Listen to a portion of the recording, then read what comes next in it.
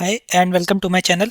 तो हमारे पास आज एक बहुत ही इंटरेस्टिंग प्रॉब्लम है और इस प्रॉब्लम में हमें क्या करना है कि हमारे पास एक स्टूडेंट्स के काउंट हैं। ठीक है, तो आप देखो हमारा फर्स्ट काउंट है 10, सेकंड काउंट है 20, थर्ड काउंट है 12 and similarly we have some counts.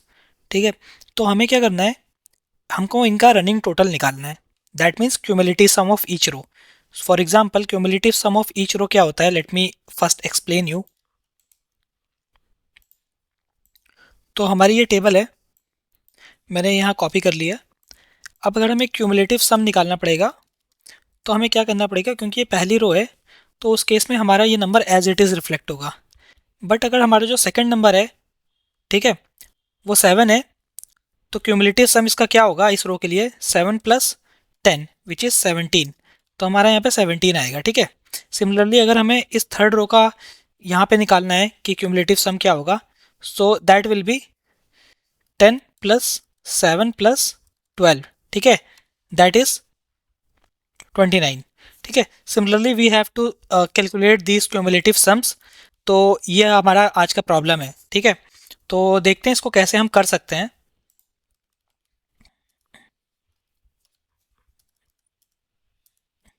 ठीक है, तो देखते हैं इसको कैसे हम कर सकते हैं।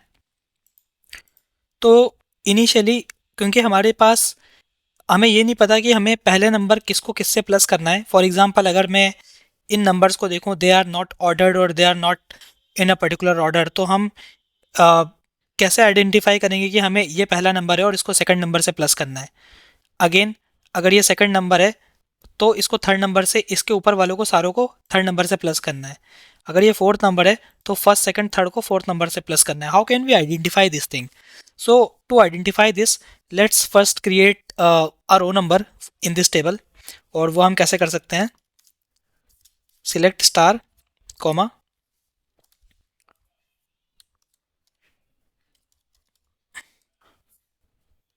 रो नंबर ओवर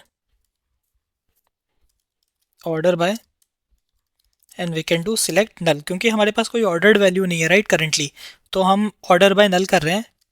और एज हम इसको कर रहे हैं row numbers from this table which is students table. ठीक है, और इसको रन करते हैं एक बार। तो आप देखो यहाँ पे हमारे पास रो नंबर्स आ गए हैं। दैट मीन्स ये हमारा पहला रो है, ये दूसरा रो है। नाउ वी कैन आइडेंटिफाई कि हमें अगर 7 का रनिंग टोटल निकालना है और 7 अगर सेकंड रो पे है, तो हमें सेकंड से 7 के लिए सेकंड से पहले वाली रो को और सेकंड को प्लस करना पड़ेगा। That is 10 + 7 which is 17।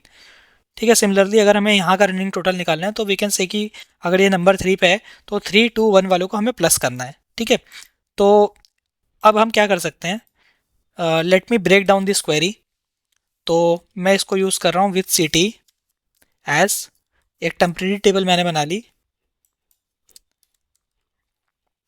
और इस टेम्प्रेरी टेबल में मैं क्या कर रहा हूँ, मैं इनका सम निकाल रहा हूँ। ठीक है, इनका सम कैसे निकाल सकते हैं, select sum of student counts as, इसको काउंट्स ले लेते हैं। ठीक है, और इसको हमें कैसे निकालना है, हमें ये देखना है कि अगर ये पहला रो है तो इसका सम सिर्फ इसको लेके आए, बट ये सेकंड रो है तो इसके पहले वाले और इसको सम करे राइट। तो उसके लिए हम क्या कर सकते हैं, सम को over order by row number. ठीक है, और हम कहाँ से कर सकते हैं, फ्रॉम दिस सिटी टेबल। ठीक है, और also let's take this student count column. Now let's run this. So हमने क्या किया है, let's try to understand now.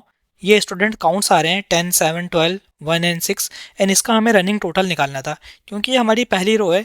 ठीक है, हमने आइडेंटिफाई किया था कि ये हमारी पहली रो है, तो पहली रो के लिए हमने एज इट इज़ उसका सम निकाल दिया। ठीक है, विच इज़ 10। बट जब हमारी सेकंड रो आई, क्योंकि हमने लिखा है ऑर्डर बाय रो नंबर, तो हमारे पास क्या होगा, सम की वैल्यू क्या आ रही है, ऊपर से 10 आ रही है और 10 में हमने ये +7 कर दिया। That means 10 + 7 which is 17। ठीक है, so that is why we are getting 17। Again अगर हम देखें, इसके बाद हमारे रो की वैल्यू आई 3, तो हमने क्या कर दिया, 10 + 7 + 12 which is 29। So this is how we are getting this 29 here. So likewise हमने ये पूरा का पूरा रनिंग टोटल निकाल लिया है. So this is how we can solve this problem. So going forward, I will be posting more problems on my channel.